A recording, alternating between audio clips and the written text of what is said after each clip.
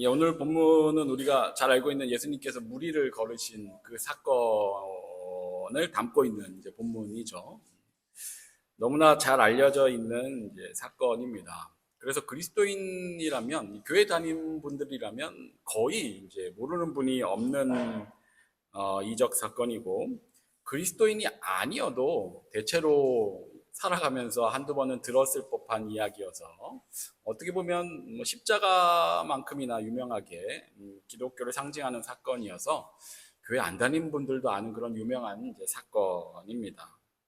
밤 사경이라고 이야기하고 있죠, 말씀에서.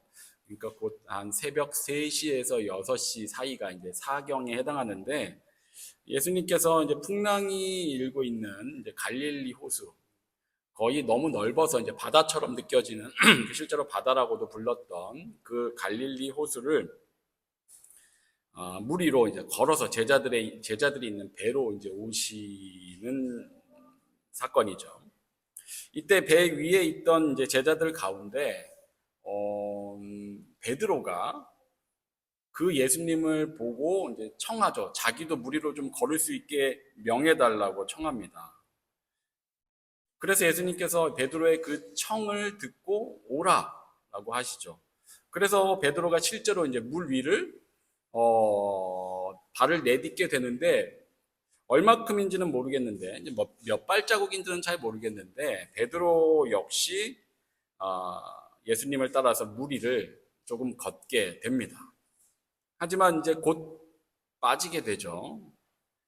이걸 이제 성경은 바람을 보고 무서워 빠져가는지라라고 이제 기록을 이제 하고 있습니다. 그런 베드로를, 물에 빠진 베드로를 예수님께서 이제 붙잡고 건져 주시면서 믿음이 적은 자여 왜 의심하였느냐라고 하시죠. 예수님께서 무리를 걸으시는 장면, 그리고 베드로가 무리를 걷다가 빠지는 이 장면, 이게 이제 우리가 이 이적 사건과 관련해서 제일 많이 기억하는 장면이죠. 그리고 거기서 우리가 도전을 많이 받게 됩니다. 예수님은 무리도 걸으실 수 있는, 자연 질서도 거스를 수 있는 분이시다라는 점과, 그리고 베드로처럼 거센 풍랑에서 우리도 주님만 바라보면 그 풍랑 가운데 베드로처럼, 예수님처럼 우리가 평안히 걸을 수 있다라는 그런 마음들을 이 본문 가운데, 이적 가운데 우리가 이제 생각해 보고 또 적용해 볼 수 있게 됩니다. 내가 괴롭고 힘들게 사는 거, 그건 이 말씀에 비추어 보면 우리가 풍랑을 바라보았기 때문에, 예수님이 아니라 풍랑을 바라보고 살아왔기 때문에 우리가 그 가운데 빠져서 허우적거리고 있는 거구나 라는 거를 직관적으로 우리에게 알게 해주는 그런 말씀인 것이죠. 그래서 이 이적 사건을 바라보면서 우리는 큰 위로들을 이제 얻게 됩니다. 그리고 소망을 또 품게 되죠. 우리가 거센 풍랑이 이는 것 같은 세상을 살아갈 때 베드로가 보여주었던 것처럼 예수님만 바라보고 그 길을 걸어가면 그 거센 풍랑 가운데서도 우리가 평안을 누리며 기쁨을 누리고 행복을 누릴 수 있게 되는구나. 그 은혜 가운데 살아갈 수 있게 되는구나. 라는 것을 이 말씀을 통해 우리가 기억하게 되고, 실제로 우리 모든 성도님들이 이 말씀 안에서 그와 같은 또 은혜를 누리시고 소망을 갖게 되시기를 진심으로 소망합니다. 그런데 오늘 본문은 베드로 사건이 나오는 본문은 아니죠. 베드로 이야기가 나오기 바로 이전까지의 본문입니다. 사실 예수님께서 무리를 걸어오시는 이 사건에서 방금 앞에서 말씀드렸던 두 가지, 우리가 보통 기억하는 것은 예수님이 무리를 걸어오셨다라는 사건, 그리고 베드로가 그 위를 따라 걷다가 빠지게 되었다. 이 두 가지가 워낙 좀 임팩트가 있다 보니 그 가운데 다른 것들이 좀 잘 묻혀져 버리게 되곤 하는데, 사실 이 사건에서 제일 중요한 부분은 27절에 있는 예수님께서 난이 두려워하지 말아라 라고 하신 그 말씀입니다.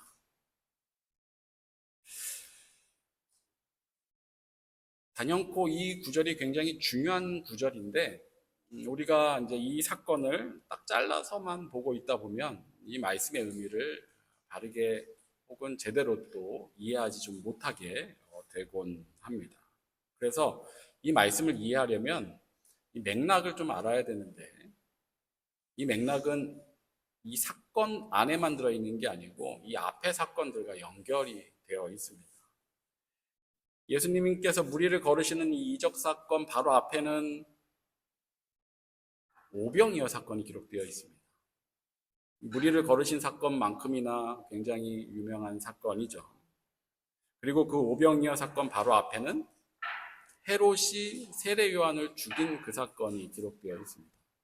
이거는 따로따로 기록해 놓은 것이 아니고 지금 시간 순서에 따라서 기록해 놓은 그 이야기입니다. 14장 1절, 2절에서 오늘 본문이 있는 14장,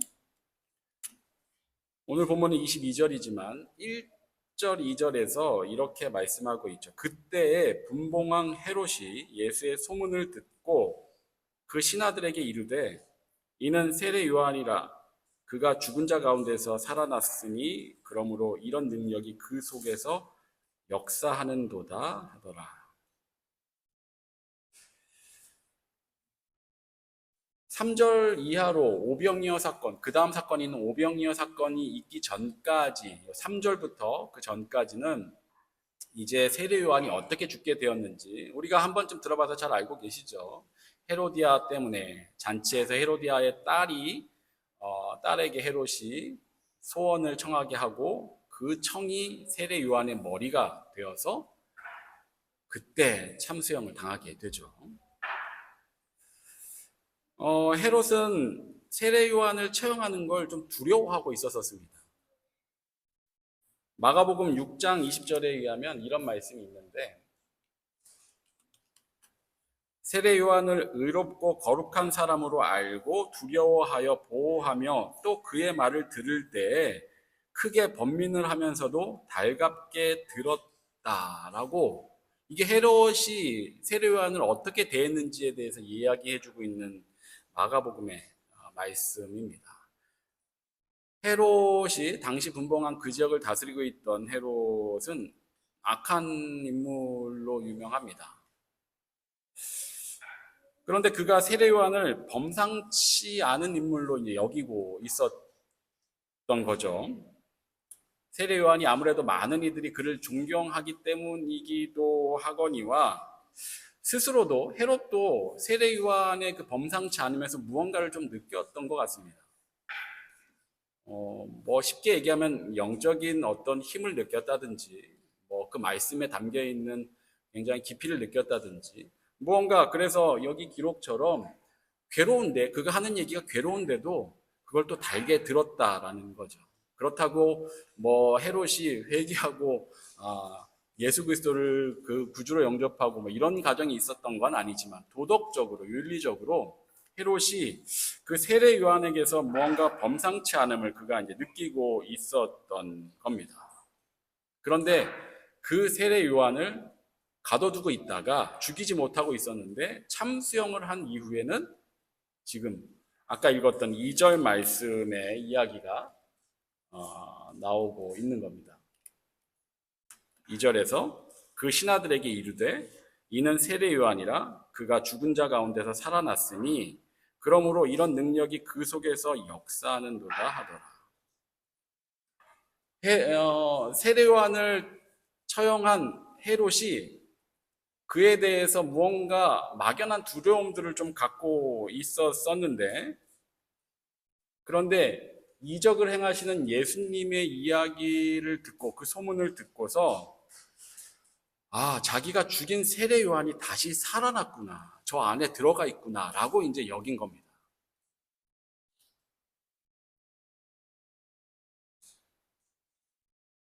그렇게 세례 요한의 죽음 때문에 헤롯이 얼마나 불안해하고 있는지가 이 가운데 잘 드러나고 있는 것이죠. 헤롯은 세례요한의 참수로 인해서 갖게 된 마음이 특히 밀란에 대한 두려움이 있었습니다. 그를 세례요한을 당시 이스라엘 백성들이 많이 쫓고 있었기 때문에 그를 처형했을 때 정치적으로는 밀란에 대한 염려가 있었던 것이 사실이죠. 그래서 헤롯이 그 일에 대한 두려움도 있었지만 아까 전에 살펴봤던 것처럼 무언가 영적인 힘이 그에게 있다라는 생각, 막연한 느낌이 있어서 그런 부분에 있어서도 조금 두려워하는 부분이 있었던 것이죠. 그래서 2절에서 이와 같은 모습으로 예수님 가운데 내가 죽인 세례 요한이 들어갔구나 라고 무언가 조금은 두려워하며 괴로워하는 마음이 그 가운데 이제 표현되어 있는 것입니다. 이 상황이 이제 12절까지의 배경인데 13절에서 오병이어 사건이 이렇게 시작됩니다. 예수께서 들으시고 이 이야기를 들었다는 겁니다. 방금 전에 말씀드렸던 헤롯에 대한 이야기를 들으시고 이게 지금 세례 요한의 죽음에 대한 이야기를 들으신 건지 헤롯이 예수님 안에 세례 요한이 들어왔다라고 두려워하는 이야기를 들으신 건지 성경이 분명하게 표현하고 있지 않지만 시간 순서상으로 봤을 땐 후자일 가능성이 높습니다. 그런데 이거든 저거든 간에 어쨌든 간에 이 상황에서 예수님은 피하십니다. 지금 배를 타고 떠나사 따로 빈 들에 가시니 무리가 듣고 여러 고을로부터 걸어서 따라간지라. 무리가 따라오기 이전에 지금 예수님은 배를 타고 떠나시고 계신 겁니다. 잠시 사람들을 피하려고 하신 거예요.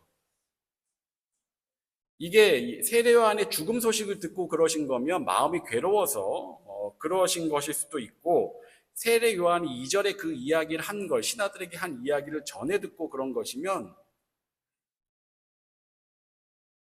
헤롯을 자신이 더 자극하게 될까봐 아직 때가 아닌데 혹여라도 헤롯이 더한 일들을 하게 될까봐 예수님께서 잠시 소강하시는 거죠. 잠시 피하시려고 하신 거였죠. 두 가지 다 이유가 됩니다. 어쨌든 예수님은 지금 조용한 곳으로 물러가려고 하신 거예요.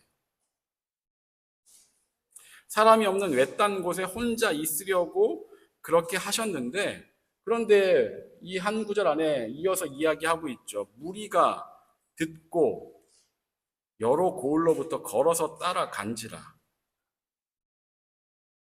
예수님이 지금 배를 타고 갈릴리 호수를 가고 계신데 예수님이 그걸 배를 혼자 타고 가시는 그 모습을 옆에서 멀리서 누군가들이 보더니 예수님이 배를 타고 건너간다라는 이야기를 하면서 호숫가로 예수님을 따라가고 있는 겁니다. 예수님의 의도와 상관없이 무리들이 그런데 그 무리가 한두 사람이 아니라 여러 고을로부터 오는 거예요, 지금. 예수님은 지금 혼자 있으시려고 배를 타고 한적한 곳으로 가고 계신 중인데 여러 마을에서 사람들이 그 이야기들을 듣고 그 모습을 보고 호숫가로에서 예수님이 어디로 가시는지 어디에 정박하시려고 하시는지 그곳을 계속 쫓아가고 있는 중입니다. 결국에 어떻게 하십니까? 예수님이 14절에서 예수께서 나오사 무태 정박을 하시고 그 사람들을 만나십니다. 큰 무리를 보시고 불쌍히 여기사 그 중에 있는 병자를 고쳐주시니라. 그들을 만나주시고 그 가운데 있는 병자들을 고쳐주고 계십니다. 여기서 지난주까지 3주 동안 봤던 그 말씀이 또 나오죠. 불쌍히 여기사. 큰 무리를 보시고 불쌍히 여기사. 창자가 끊어지는 고통이라고 설명드렸던 그 불쌍히 여기시는 그 마음이 여기서 예수님이 무리를 바라보시면서 그 마음에 이끌려 혼자 시간을 보내셔야 했던 계획을 뒤로 하시고 그 무리를 만나시는 겁니다. 그리고 고쳐주시는 거죠. 그들을 돌봐주십니다. 원래는 그렇게 하려고 했던 게 아니었죠. 지금은 피해야 할 때였고 혹은 마음을 좀 추스리셔야 하는 때였을 수 있습니다. 그러려고 사람을 피해 빈들로 가시려고 하신 거였는데 그 무리들을 쫓아오는 무리들을 차마 내팽개칠 수가 없으신 겁니다. 그 불쌍히 여기시는 스플랑크 니조마이라는 그 마음 때문에. 그래서 홀로 있지 않으시고 무리를 다시 맞으시고 그들을 고쳐주시는데 그러다 보니 저녁 때가 된 겁니다.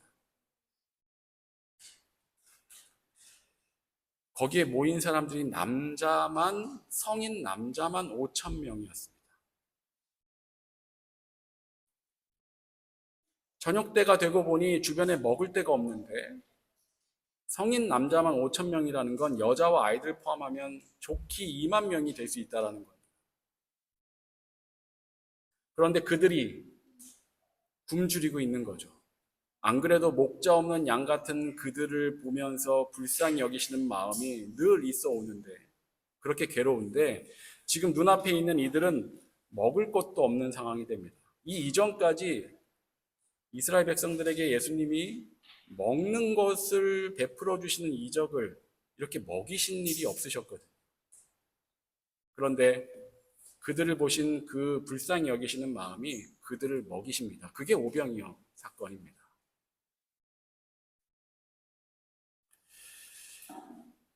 그 오병이어 이적 바로 그 다음에 이어지는 본문이 오늘 본문이죠. 22절에서 이렇게 기록하고 있죠. 예수께서 즉시 제자들을 재촉하사 자기가 무리를 보내는 동안에 배를 타고 앞서 건너편으로 가게 하시고, 오병이어 사건으로 다들 배부르게 지금 먹은 후입니다. 그런데 예수님께서 갑자기, 맥락상 이상합니다. 지금 갑자기 제자들을 재촉해서 예수님이 무리를 흩어서 보내시는 동안 배를 타고 강 건너편으로 가게 하신다는 내용이 나옵니다. 마태복음으로만 읽으면은 이 내용이 도대체 무엇인가라고 의아할 수 있는데, 이 이야기를 같이 다루고 있는 요한복음 평행본문에선 이 이야기를 해주고 있습니다. 요한복음 6장 15절 말씀인데, 그러므로 예수께서 그들이 와서 자기를 억지로 붙들어 임금으로 삼으려는 줄 아시고 다시 혼자 산으로 떠나가시니라. 그들이 와서 자기를 억지로 붙들어 임금으로 삼으려는 줄 아시고, 사람들의 반응이 이거였던 겁니다. 고쳐주시고 먹여주셨더니 사람들로부터 나온 반응이, 아, 이분이구나. 이분이면 충분하구나. 이분은 진짜구나. 이분이 우리의 왕이 되면 되는구나. 그 마음들이 일어나고 있었던 겁니다. 이분이야말로 지금 로마에 속국이 되어 있는 우리 하나님의 선민인 이스라엘을, 우리 유대인들을 건져내 주실 수 있는 유일한 분이시구나. 이런 분위기가 그 가운데 피어나는 걸 예수님이 아신 거죠. 사실 헤롯이 두려워했던 밀란도 바로 이거였거든요.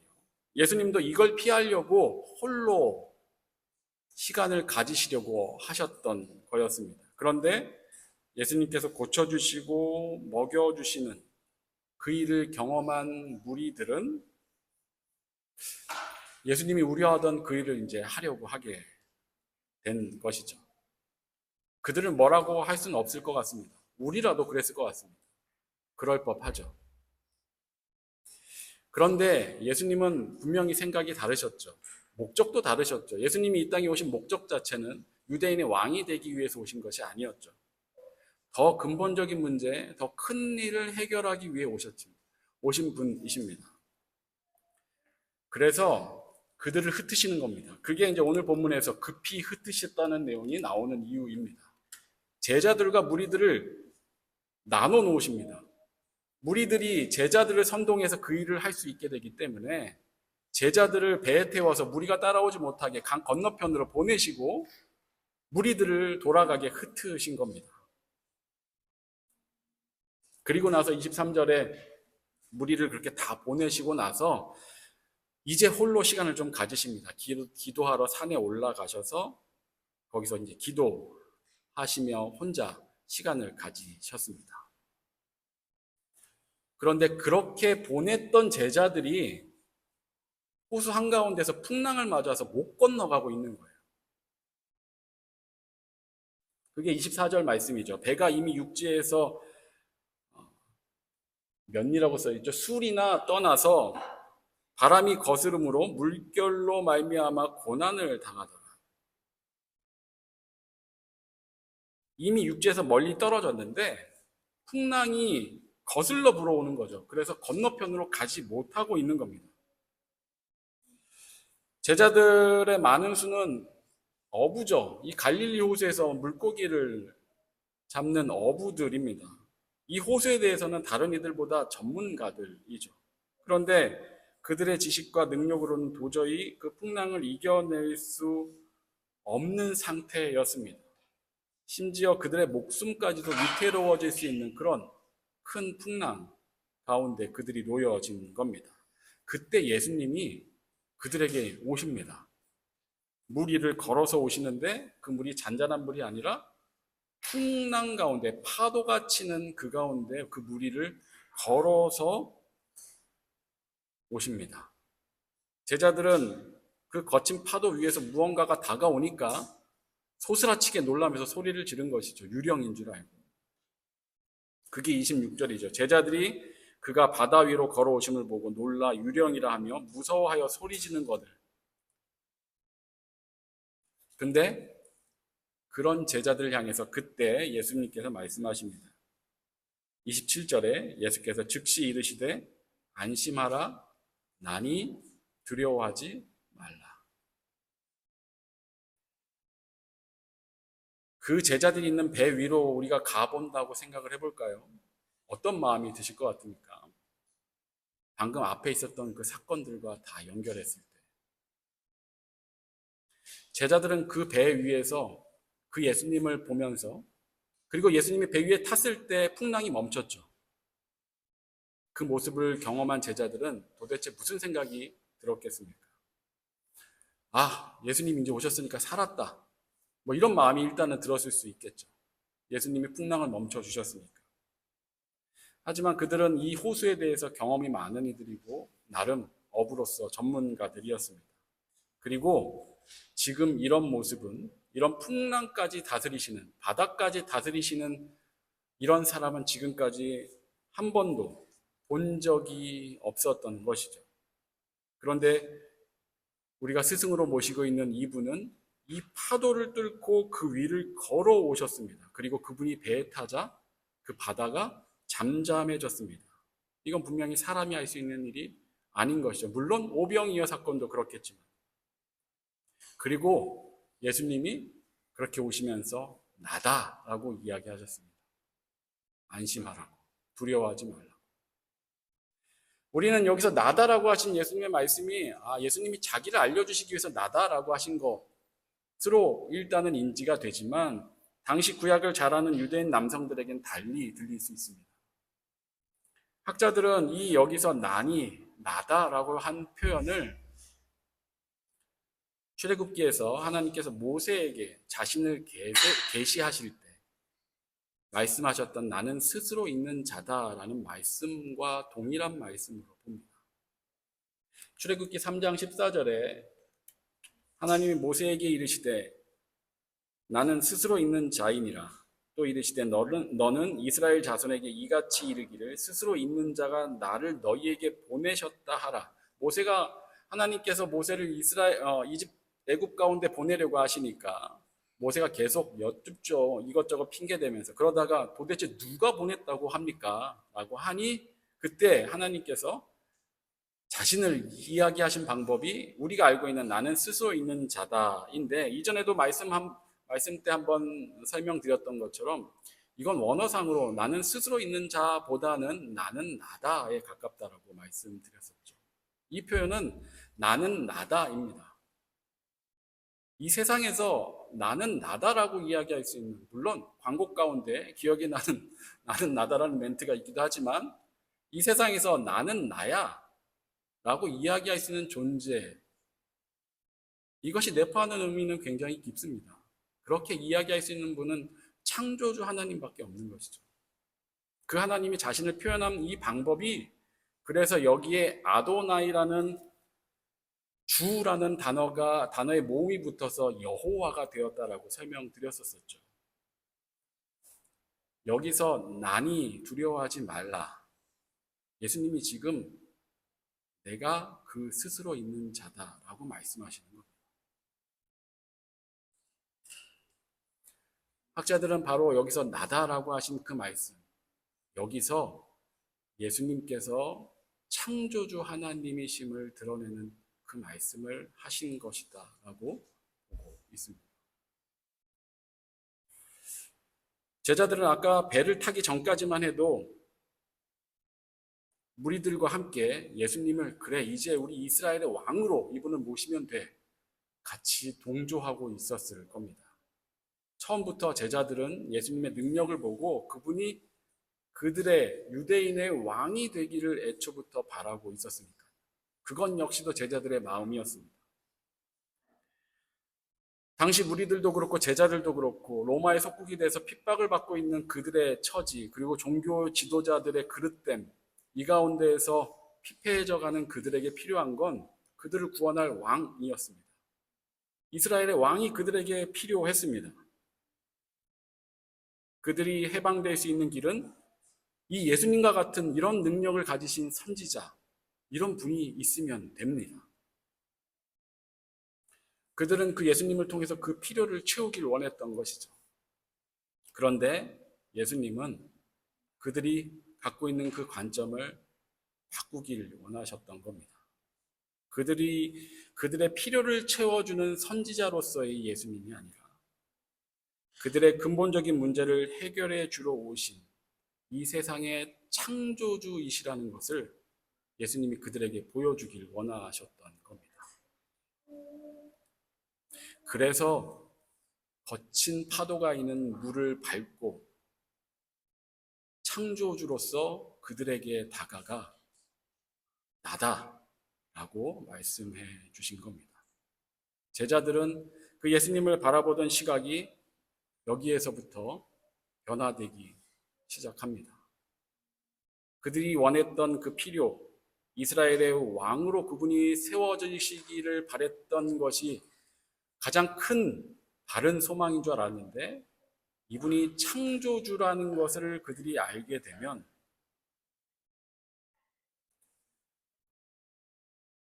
자신들의 삶에 예수님을 껴맞추는 게 아니라 창조주 하나님의 섭리 가운데 그들이 인격적으로 항복하고 그분의 삶에, 그분의 섭리에, 그분의 계획에 자신들의 인생을 갖다 끼워야 한다는 것을 그들이 여기서 직관적으로 깨닫게 되는 것입니다. 그걸 알려주시려고 무리로 제자들에게 걸어오신 겁니다. 한간에 나와 있는 여러 가지 드라마들이나 영화 같은 데서 보면 이 장면이 예수님이 자신의 능력을 과시하기 위한 것처럼 소개될 때들이 있지만 예수님은 제자들에게 잘못된 관점을 바꿔주기 위한 정말 참 죽음에서 그들을 건져줄 창조주이심을 드러내시기 위해 이 무리를 걸어서 제자들에게 오시고 나니 두려워하지 말라라고 말씀해 주고 계셨던 겁니다. 그렇게 무리를 걸어오셔서 제자들에게 그렇게 말씀하신 그 예수님이 오늘 우리에게도 동일하게 말씀하십니다. 거친 파도 위, 우리가 생각하는 수많은 풍랑 가운데 예수님이 동일하게 걸어오시면서 내가 두려워하는 그것들 사이에서 걸어오시며 나다. 내가 창조주다. 너의 구원자다. 그렇게 우리에게 동일하게 말씀해 주고 계신 겁니다. 내가 도저히 어찌할 수 없는 그런 나의 문제를 해결하기 위해 오신 분이 아니라 그보다 위에 계신, 어떻게 보면 오늘 아이들 말씀에 있는 이삭이 우물보다 크신 하나님을 믿었던 것처럼 우리 삶에 있는 모든 문제 위에 계신 분,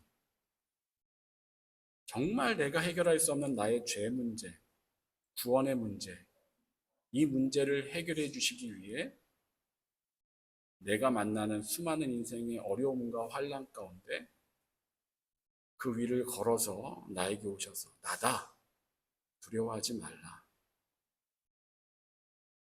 라고 말씀하시는 게 오늘 본문을 통해 우리에게 주시는 예수님의 말씀이고 의도이고 목적입니다.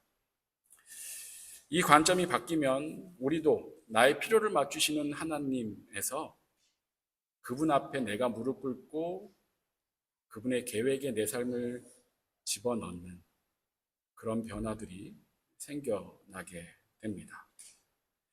이 무리를 걸어오시는 예수님의 이 의도와 목적, 그 안에 담겨있는 예수님의 말씀의 의미들을 우리가 잘 기억하면서 우리 인생의 관점이 그 제자들이 겪는 그것과 같이, 그리고 설교를 통해 말씀드렸던 것처럼 그렇게 하나님 중심으로 하나님 계획 안에 내 삶을 맞춰드리는, 내 삶을 끼워 넣는, 그분의 계획 안에 나를 던져드리는 그 삶을 다짐하고 살아가는 그런 우리 모두가 되시길 진심으로 축원합니다.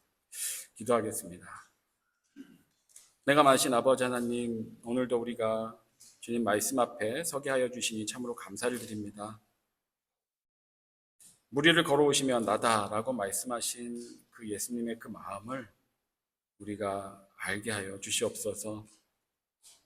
예수님을 내 인생의 필요를 위한 분으로 모시는 것이 아니라 나의 창조주 하나님으로 인정하고 인격적으로 그분 앞에 무릎을 꿇고 내 인생을 도리어 그분께 맡겨드리는 그런 우리가 될 수 있도록 주님 도와 주시옵소서. 감사드리며 예수 그리스도 이름으로 기도합니다. 아멘.